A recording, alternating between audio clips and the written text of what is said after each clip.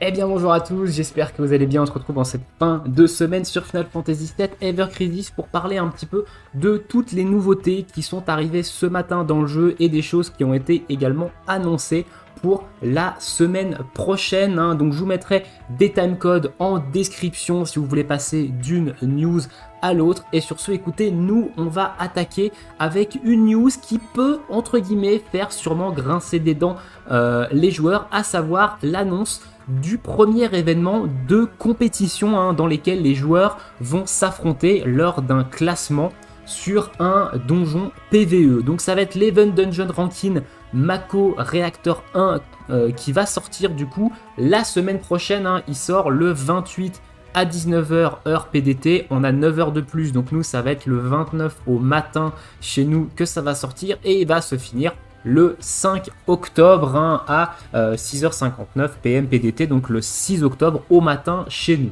En quoi va consister cet événement? Donc dans la catégorie d'événements, on va avoir un nouveau donjon, un donjon spécial event qui va être ajouté, qui va durer évidemment, ça dure une semaine, du 29 au 6 c'est une semaine, ça va durer une semaine et le but ça va être de finir ce donjon événement avec le plus de points possible. On ne connaît pas encore actuellement les critères de points, de multiplicateurs de points, mais il va falloir le finir avec le plus de scores possible. Qu'est-ce que ce score va nous apporter? Alors déjà, je vous ai dit, c'est un événement compétitif. Donc dans un premier temps, il va y avoir un classement entre les joueurs par rapport au maximum de points que chaque joueur aura réussi à atteindre dans le donjon. Au niveau des récompenses, ils nous disent que ça va être des events exclusifs title play, donc des titres exclusifs à l'event et des tickets d'invocation. Donc les tickets gacha ici, c'est des tickets qui servent à invoquer sur la bannière permanente. On ne peut pas invoquer sur les bannières temporaires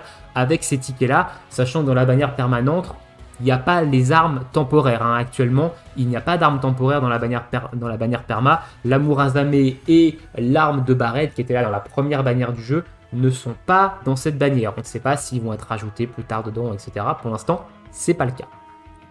Deuxième palier de récompense, du coup, donc on va avoir des paliers de points à aller récupérer de manière personnelle, qui vont nous donner des player icônes exclusives, donc des icônes de joueurs exclusives à l'événement, et des blue crystals. Donc honnêtement, pour l'instant, la répartition des récompenses entre récompenses de classement et récompenses personnelles, je la trouve plutôt ok, parce qu'ils auraient très bien pu nous mettre les Blue Crystal sur la récompense de classement et donner simplement des tickets d'invocation sur la bannière perma sur les récompenses personnelles. Donc ça c'est plutôt cool, c'est plutôt free-to-play friendly en termes de répartition de récompenses. Alors faut pas se leurrer, sur ce genre d'événement, le classement ça va être un concours de zizi pour baleine. Les free-to-play, low spender, etc. on va très certainement être dans le fin fond du classement, donc je sais pas combien de tickets on va pouvoir récupérer avec cet event de classement, mais moi ce qui m'intéresse le plus c'est de connaître les paliers de points à aller récupérer pour aller récupérer toutes les rewards de manière solo, donc les rewards personnels pour aller récupérer le plus de cristaux, parce que ça, les cristaux, ça nous sert à invoquer sur les bannières temporaires, donc ça, les free-to-play, les low spenders et tout le monde, on veut ça, voilà, c'est ça qui nous intéresse le plus. Donc pour l'instant je trouve ça plutôt ok au niveau des récompenses de classement, à voir combien de tickets ils vont donner pour le top classement et surtout qu'est-ce qu'on va être capable de sortir en termes de points pour tout ce qui est joueur free to play, joueur low spender, etc.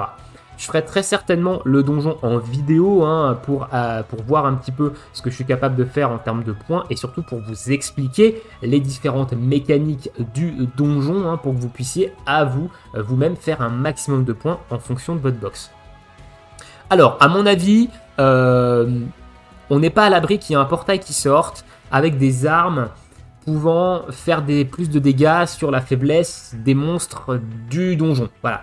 Maintenant, l'événement dure une semaine. Je les vois mal sortir une bannière pour une semaine. À voir. À voir pour l'instant. Évidemment, les annonces de bannière, ça va être à la toute dernière minute. Voilà.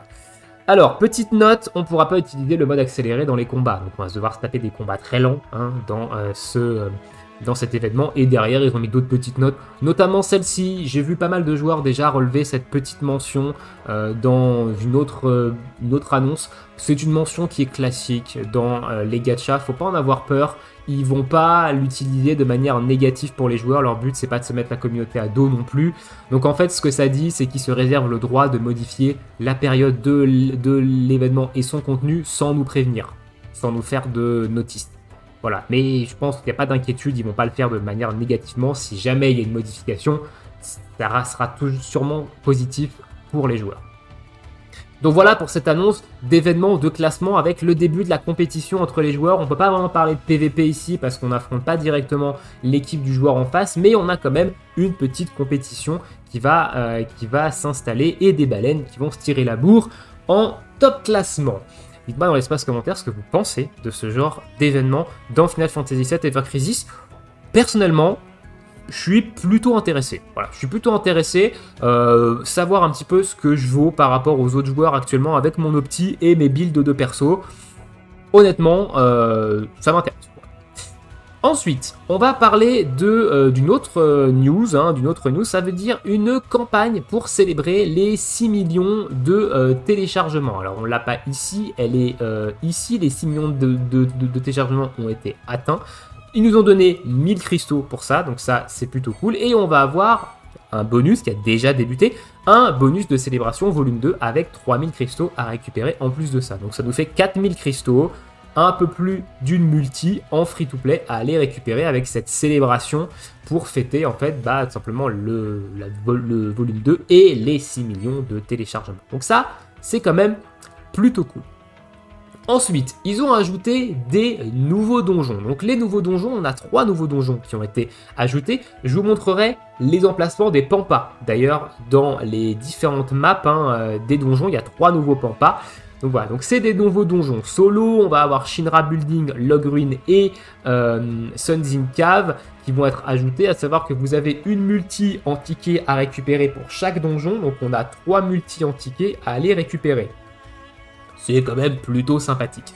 Et il y a une campagne avec des missions nous offrant 3000 cristaux, donc une multi, à aller faire avec ces nouveaux donjons. La campagne dure une semaine, attention, vous avez jusqu'au 28 pour la faire, donc le 29 chez nous, c'est 4 heures du soir, donc c'est 22 heures je crois chez nous, au moment du reset hebdomadaire, vous avez jusqu'au 28-22 heures pour la faire.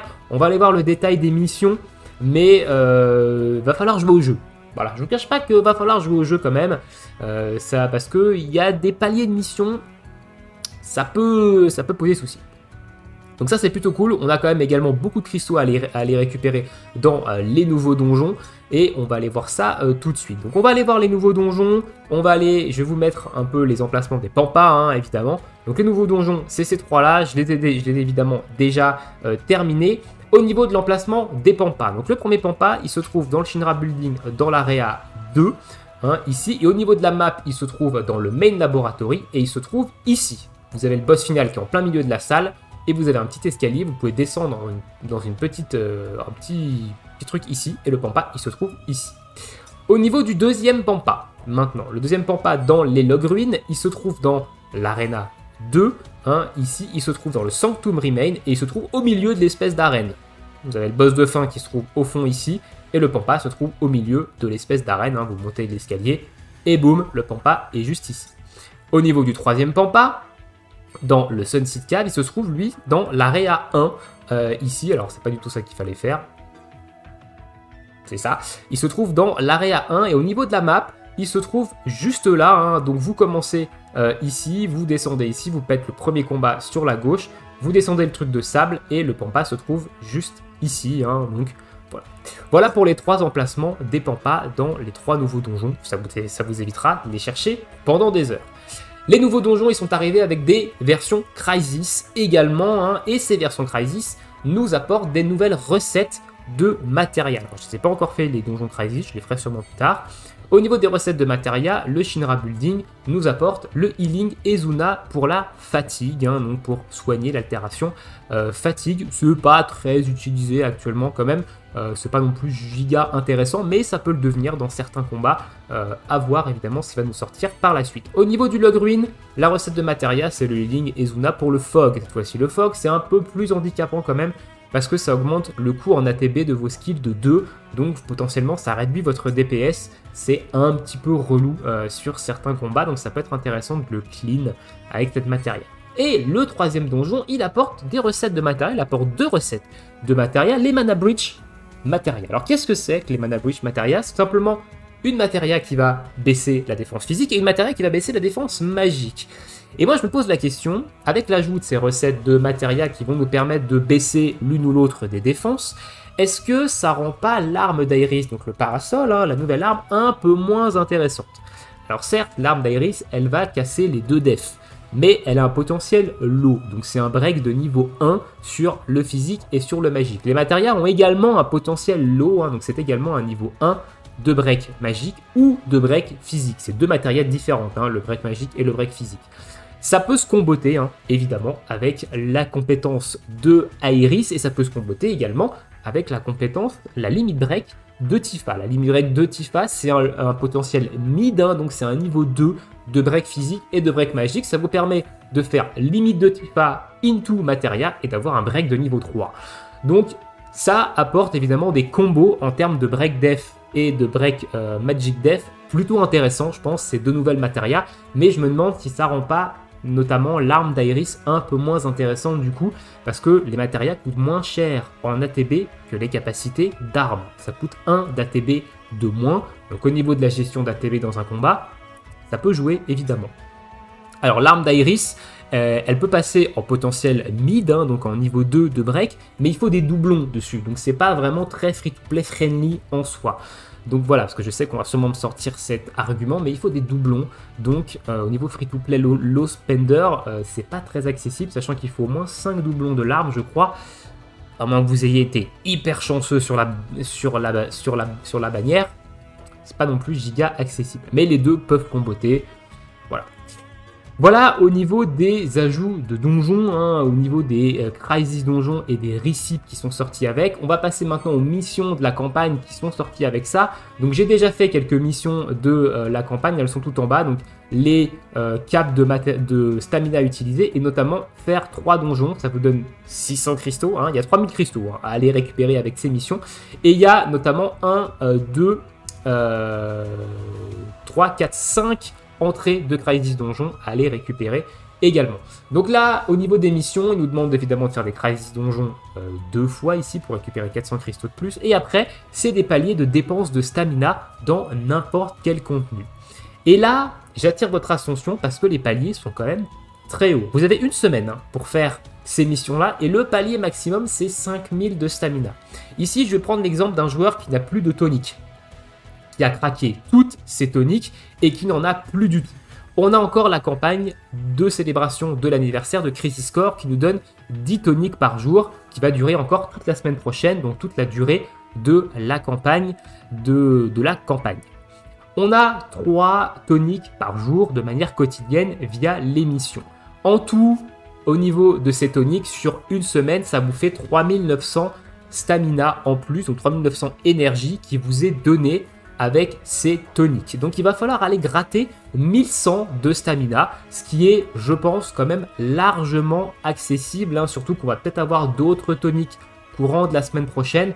Donc honnêtement, je pense qu'il n'y a pas d'inquiétude à avoir si vous n'avez plus de toniques au jour J. Les 5000 de stamina, je pense, sont largement atteignables, enfin sont atteignables du moins, de manière free-to-play. Voilà, je préfère vous le dire ici parce que je pense qu'il y a des gens qui doivent se dire oh putain j'ai plus de tonique de manière free to play, ça y est il faut cash play machin etc. Non, je pense pas que ce soit utile de cash play, mais il va falloir jouer au jeu. Voilà, il va falloir jouer quand même au jeu pour atteindre ces 5000 de stamina.